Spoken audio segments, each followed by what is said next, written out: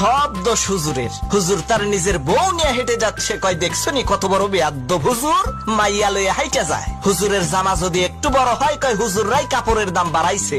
ছোট হইলে কয় টেডি হুজুর, পেট বড় হইলে কয় পরের বাড়ি খাইতে খাইতে পেটটারে জাহান্নামের তাগারি বানাইছে।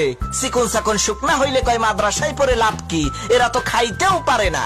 দাওয়াত খাইতে যাইয়া একটু বেশি খাইলে কয় হুজুররা পরের খাওয়ান পাইলে এইরকম একটু বেশি খায়। কম খাইলে কয় হুজুর আজকে আর কয় জায়গা দাওয়াত আছে।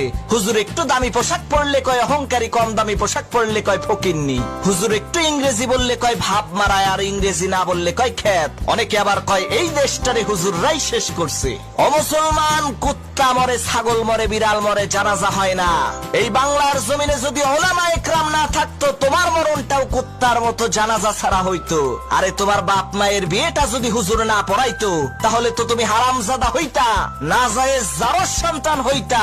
তোমারে তো সহি ভাবে পয়দা করার ক্ষেত্রে হুজুরের অবদান আছে। তাহলে হুজুর পাইলেই এত গুতাও কে? হুজুর পাইলেই এত বাস দাও কে?